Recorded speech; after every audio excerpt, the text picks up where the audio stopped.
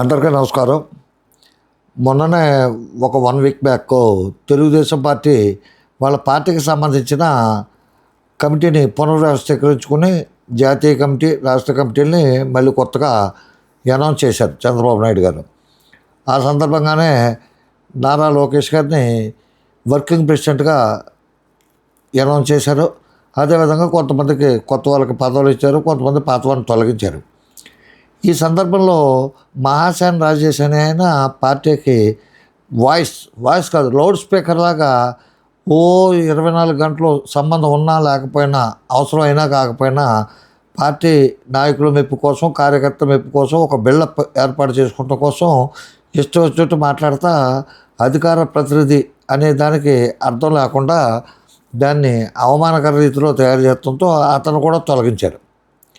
అది రెండో దెబ్బ అనుకోవాలి. అంటే చాలా దెబ్బలు తిని ఉంటాడో పోలీసు వాళ్ళ చేత, పోలీస్ స్టేషన్లోనే ఇట్లోనే రకరకాల వ్యవహారాలు చక్కబెడతంలో చాలా విధంగా నలుగుండొచ్చు. కానీ పొలిటికల్గా అతనికి ప్రప్రదమైన దెబ్బ ఏంటంటే గన్నవరం టికెట్ ఇచ్చి తీసేసుకుంటాం. ఇవ్వకపోతే అది వేరు, ఇచ్చి తీసేసుకుంటాం అంటే అది చాలా చాలా చాలా అవమానకరం. కొంచెం ఇంచుమించు ఆత్మహత్య చేసుకుంటూ ఇంకోడైతే అంత అవమానకరమైన విషయం. అదొకటి అయిపోతే, రెండోది అధికార ప్రతినిధిగా ఇచ్చి ఏ పదవి లేకపోయినా సరే ఆ పదవి కూడా పీకేశారు. ఇవన్నీ ఎందుకు చేస్తున్నారు అంటే గన్నవరంది ఎమ్మెల్యే టికెట్ తీసేస్తానికి మెయిన్ కారణం ఎవరన్నా కాదన్నా జనసేన నుంచి, కాపు కమ్యూనిటీ నుంచి, హిందూ సామాజిక వర్గం నుంచి వచ్చిన తిరుగుబాటు. ఇతను గతంలో హిందువులు, దేవుళ్ళ గురించి, దేవతల గురించి, లేకపోతే జనసేన పార్టీ కార్యకర్తల్ని, జన సైనికుల్ని, వీరమహిళల్ని, పవన్ కళ్యాణ్ గారిని ఇష్టం వచ్చినట్టు మాట్లాడిన సందర్భాల్లో ఇవన్నీ గుర్తుకొచ్చి ఒకేసారి బొగ్గుమన్నారు వాళ్ళంతా కూడా. ఆ సందర్భంగా ఇతను ఇచ్చిన టికెట్ పీకేశారు. ఇక అధికార ప్రతినిధి తీసేస్తాన కారణం ఏంటంటే ఎలక్షన్లు అనౌన్స్ చేసిన తర్వాత ఇతను పవన్ కళ్యాణ్ గారికి ఓటేయొద్దని చెప్పి, జనసేన పార్టీకి సంబంధించిన ఏ ఎమ్మెల్యేలకి కూడా గెలిపించొద్దు, ఓటేయొద్దని చెప్పి, ఇతను ఏంటంటే నా వెనకాల మహోన్నతమైన ఒక శక్తి ఉంది, ఆ శక్తి ద్వారా నేను ఏం చెప్తే నడుస్తుంది అనే ఒక భావన ఏదో అతనిలో పేరుకుపోయింది. అది రోజు రోజుకి కరుడు కట్టేస్తుంది అన్నమాట, గడ్డగట్టేస్తుంది. ఆ సందర్భంలో అతనికి అధికార ప్రతినిధి పదవి కూడా పీకేశారు. ఇప్పుడు అయినా సరే చింత సచ్చినా పులుపు చావలేదు. ఇతని నోటి దూల వల్ల ఎంత దాకా వచ్చినా సరే ఇంకేంటంటే ఏమీ పాలుపోని పరిస్థితుల్లో ఇతను ఇప్పుడు పిచ్చెక్కినట్టు ఒక తీవ్రవాది కింద, ఉన్మాద కింద, ఉగ్రవాది కింద మారిపోయే ప్రమాదం ఉంది. కాబట్టి ప్రజలంతా కొంచెం జాగ్రత్తగా ఉండాలని చెప్పి ఒక చిన్న హెచ్చరిక లాంటిది, వినపం లాంటిది, విజ్ఞప్తి లాంటిది చేద్దామని ఈ వీడియో చేస్తున్నాను. ఈ సందర్భంగా ఒక చిన్న విషయం చెప్తాను. ములక్కాడలు తింటాం మనం అందరూ కూడా, వెజిటేరియన్ వాళ్ళైనా నాన్ వెజిటేరియన్ వాళ్ళైనా ములక్కాడలు తినేటప్పుడు ఫంక్షన్లో అయితే తెలివిగా చాలా స్టైలిష్గా ములక్కాడ విడదీసి దాన్ని బటర్ నీళ్ళు తిట్లా కానీ ఆ గుజ్జు తిని ఊరుకుంటాం. అదే మన చుట్టాల పట్టాల ఇంటికి, మేనత్త మేనమామల ఇంటికి వెళ్ళినప్పుడు అయితే నోట్లో పెట్టుకుని పళ్ళ మధ్య నుంచి చీకి వదిలేస్తాం. అదే మన సొంత ఇంట్లో మన అమ్మ వడ్డించినా, లేకపోతే మన ఇంట్లో మన భార్య కానీ అక్కడ కానీ వడ్డించినప్పుడు ఆ ములక్కాడని దాంట్లో రుచి వచ్చినంతసేపు కూడా చెరుకు గర్ర మిషన్లో పెట్టి పిప్పైపోయేలాగా మడతలు పెట్టి నవిలి అంత ఆస్వాదిస్తాం. అదేవిధంగా ఇతనికి ఎన్ని దెబ్బలు తగులుతున్నా నలిపేస్తున్నారు ఇతను పట్టుకుని. ఇతని అహంభావం, ఇతని యొక్క పొగరమొత్తనం, ఆ నిలబడినప్పటి నుంచి, కూర్చున్నప్పటి నుంచి, నడకనప్పటి నుంచి ప్రతీదీ అహంభావపూరితంగానే, ఎవడో ఎప్రిషియేట్ చేయదగ్గ విధంగా ఉండదు, సంస్కారవంతంగా ఉండదు. ఒక సంస్కారహీనుడు ఇతను అని చెప్పకలా. రాజేష్ ఫోటో చూపించిన, అతని మేనరిజమ్స్ చూపించిన, అతని మాటలు చూపించిన, అతను వీడియోలకు పెట్టే థంబ్నెయిల్ చూపించిన, మరీ ముఖ్యంగా ఇచ్చి పడహేడు, తొక్కు పడహేడు, దున్ని పడహేడు, తొక్క కదా. జగన్ గారి ఇంట్లో దాచిపెట్టిన అనంతబాబుని 2 రోజుల్లో చట్టానికి అప్పగించకపోతే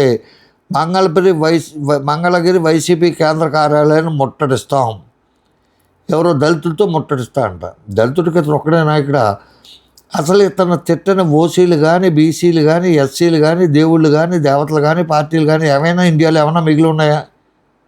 వాళ్ళ కుటుంబ సభ్యులను తిడితే ఎప్పుడు నేను చూడలేదు. కాబట్టి ఆయన ఇంట్లో ఆయన భార్య, పిల్లలు, తల్లిదండ్రులు వాళ్ళు ఉండొచ్చు. అంతేగాని జగన్ రెడ్డికి రాజేష్ మహాసేన మాస్ హెచ్చరిక. అనంతబాబుని జగన్ గారి ఇంట్లో దాచిపెట్టారు అని చెప్పి అనంతబాబు ఫోటో వేసి జగన్ గారు ఆయన ఇల్లు వేసాడు, అక్కడికి యారో మార్కు పెట్టాడు. నువ్వు ముట్టడించడం ఎందుకు? నువ్వు వెళ్ళి ఏమన్నా పోలీసు ఉన్నతాధికారులకి అధికార ప్రతినిధిగా డీజీపీతో మాట్లాడాను, డిఐజీతో మాట్లాడాను, ఐజీతో మాట్లాడాను, ఎస్పీతో మాట్లాడాను, ఇవన్నీ చెప్తావు కదా. అంతకుముందు నిన్ను పోలీస్ స్టేషన్లో కూర్చోబెట్టి మెల్లో పలకలేసి ఫోటోలు తీయించిన చరిత్ర కూడా ఉంది కాబట్టి కానిస్టేబుల్ కానీ హోంగార్డ్ గారి గురించి అలాగే కూర్చో అని చెప్పి అనిపించుకున్నవాడే కదా నువ్వు.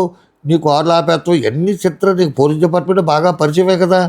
నువ్వు ఎవరికైనా కంప్లైంట్ చేసావా? ఏమంటే పలానా చోట ఉన్నాడో, పలానా వ్యక్తి చూశాడు మాకు చెప్పాడు, లేకపోతే మేము చూసాం, లేకపోతే ఉన్నాడని మాకు అనుమానంగా ఉందో ఒకసారి చెక్ చేయండి అని చెప్పి ఎవరికైనా చేసి నువ్వు ముట్టడి చేస్తావా? 1,40,000 1,20,000 నుంచి 1,40,000 మందితో ముట్టడిస్తావా? ఆ రోజు తెలుగుదేశం పార్టీ ఆఫీసు ఏదో కార్యక్రమం జరిగినప్పుడు ఒక 30,000 మందో 40,000 మందో వచ్చారని చెప్తావు. పార్టీ కార్యక్రమం కాబట్టి వస్తారయ్యా, భోజనాలు పెడతారు కాబట్టి వస్తారు. ఇప్పుడు పబ్లిక్ మీటింగ్లు పెట్టారనుకో, మందు ఇస్తారో పొలం పట్టాలు ఇస్తారు కాబట్టి అన్ని రాజకీయ పార్టీలకి జనాలు వస్తారు. ఎస్సీ సామాజిక వర్గం మీటింగ్ అంటే నువ్వేంటంటే మహాసేన రాజేష్ మీటింగు, సొంతంగా ఉత్తి రాజేష్ మహాసేన అభిమానులే రండి అని పెట్టిన మీటింగ్ అనుకో. వస్తే ఓహో మహాసేనకి ఇంత శక్తి ఉంది, ఇంత శక్తి ఉంటుంది అనుకుంటారు. ఎస్సీ మీటింగ్లో పెట్టి నువ్వు రమ్మని, బీసీ మీటింగ్ పెట్టి ఇంకొక నాయకుడు రమ్మని, లేకపోతే కాపుల మీటింగ్ పెట్టి ఇంకొక నాయకుడు రమ్మని, కమ్మోర మీటింగ్ పెట్టి ఇంకొక నాయకుడు రమ్మంటే వస్తారు. ఆ క్యాస్ట్ మన కుల పెద్దలు వస్తారు, వాళ్ళు గౌరవించుకోవాలి, లేకపోతే కనపడదాం, లేకపోతే నమస్కారం పెడదాం, వాళ్ళు చూద్దామనే ఉద్దేశంతో వస్తారు. దానికి నీ సొంత శక్తి కింద ఆపాదించుకోవటం వల్ల నువ్వు చెరుకు కర్రని మిషన్లో పెట్టి ఎన్నిసార్లు తిప్పుతాడు అంటే ఆఖరి లాస్ట్ అండ్ ఫైనల్గా మళ్ళీ అందులో నిమ్మకాయ పెట్టి తిప్పుతాడు, అల్లం పెట్టి తిప్పుతాడు. అలా నలిపేసినా సరే నువ్వు మారట్లా. ఇప్పటికైనా ఆ పోస్టులు పెడతావు అయ్యి ఇంకా సామాన్య ప్రజలు కోపలు వదిలేశారు నిన్ను. జనసేన పార్టీ జారనివ్వదు, బీజేపీకి అసలు చిరాకు, వైఎస్ఆర్సీపీ అయితే ఆ వీధిలోకి రానివ్వరు నిన్ను. ఇంకేం చేస్తావు? చచ్చినట్టు ఉండాలి. బాబు గారు ఇంత అంటే కొన్నాళ్ళకి జనం అంతా మర్చిపోయిన తర్వాతైనా ఏదో ఒకటి ఓ 10 సంవత్సరాలు 30 సంవత్సరాలు పోయిన తర్వాత వృద్ధుడు అయిన తర్వాత ఏ ఎమ్మెల్సీలు అందరినా ఇస్తారో, లేకపోతే ఏ కార్పొరేషన్లో డైరెక్టరో, లేకపోతే గ్రామ పంచాయతీలో వార్డు మెంబర్లు అందరినీ ఇస్తారో, దానికోసం వేచి చూడాలి తప్ప నువ్వు కులాలను రెచ్చగొట్టి మళ్ళీ ఉద్రేకంగా వాళ్ళందరినేమో జనసేన కాదు ఇది వైఎస్ఆర్సీపీ పార్టీ కేంద్ర కార్యాలయానికి తీసుకెళ్ళి అక్కడ ఘర్షణ జరిగి ఈ జనం రెచ్చిపోయి ఎవరినైనా కొట్టినా, ఎవరైనా వచ్చి ఏళ్ళు కొట్టినా మధ్యన ప్రజలే నలిగిపోతారు కదా. నీకు అంతగా ఓపుకుంటే నువ్వు వెళ్ళొచ్చు కదా తీసుకొచ్చేస్తానికి. ఒక జీప్ సింగిల్ హ్యాండ్తో డ్రైవ్ చేసుకుంటా ఓ చేత్తో ఆయన ఎత్తుకుని తీసుకొచ్చేయచ్చు కదా అనంతబాబు అనేటోడిని. అలా చేయొచ్చు కానీ నువ్వు హీరో కాబట్టి జీప్ వేసుకెళ్ళి ఆయన మెయిన్ డోర్ గుద్దెత్తే లోపలికి వెళ్ళిపోతే మెట్లు కూడా ఎక్కించేసి సీన్లు కూడా సినిమాలో చూశాను, పై స్టేర్కి వెళ్ళిపోయి మెట్లు. అలాగ నువ్వు వెళ్ళిపోయి తీసుకొచ్చేయచ్చు కదా. జనాలను రెచ్చగొడతాం, క్యాస్ట్లను రెచ్చగొడతాం, కమ్యూనిటీలను రెచ్చగొడతాం, మతాలను రెచ్చగొడతాం. నీ ప్రారంభం ప్రతి దానికి కూడా నువ్వు చెప్పిందే కరెక్టు, మిగతా వాళ్ళు చెప్పినోడు ఆడు ఐఏఎస్ అవనే తప్పే, ఐపీఎస్ అవనే తప్పే, జడ్జి అయినా తప్పే, రిటైర్డ్ జడ్జి అయినా తప్పే, 2-3 సార్లు ఎంపీలు చేసినోడైనా తప్పే. నువ్వు బీజీఎల్, నువ్వు చెప్పిందే కరెక్టు. నీకల్లా నీ స్థాయి ఏంటో తెలుసా? నీ స్థాయి ప్రత్యేకించి మీ ఈస్ట్ గోదావరి, నేను వెస్ట్ గోదావరి, మీ ఈస్ట్ గోదావరి ప్రత్యేకించి అసభ్యకరమైన పదమైనా సరే చెప్తున్నాను, బోసుగుద్దలు అంటారు. ఏమీ లేకుండా ఒత్తిడి షోదొప్పివ్వండి. నువ్వు రాజేష్ మహాసేన అని చెప్పి నీ క్వాలిఫికేషన్ కింద ఒక డిగ్రీ కింద ఇట్ల కింద అన్న బీజీఎల్ అని పెట్టుకో. అంతే తప్ప నువ్వు ఆనలు చేసేస్తాను, ఏళ్ళు చేసేస్తాను, 140 మంది వాళ్ళతో వెళ్ళిపోతాం, ఫిగర్ కూడా నువ్వు చెప్పేస్తున్నావు. ఎవడొస్తాడు అక్కడికి వెళ్ళి చూడు అంటే అతను అరెస్ట్ అయిపోయాడు కాబట్టి నీ వల్ల అరెస్ట్ అయిపోయాడు, నీ కేకలకే నీ యూట్యూబ్ ఛానల్ చూసే భయపడిపోయి అరెస్ట్ అయిపోయాడు అని చెప్తారు పొద్దు నుంచి. అవి మానుకోకపోతే ఇంకా నిన్ను వేరే విధంగా ట్రీట్ చేస్తారు పార్టీలు. నిన్ను పార్టీ వదిలేసింది. పార్టీని వెనకాల ఉన్నాను చెప్పు నువ్వు విచ్చలవిడిగా రంకులు వేసినా పట్టించుకోలేదు, ఎవడో వదిలేశాడు. అయ్యి బాబాయ్ ఇతనికి లోకేష్ గారు బాగా ఇది, చంద్రబాబు నాయుడు గారు బాగా ఇది అని చెప్పి చూసావు కదా. ఇప్పుడు ఎలాగేస్తున్నారో మడతలు పెట్టేస్తున్నారు నిన్ను.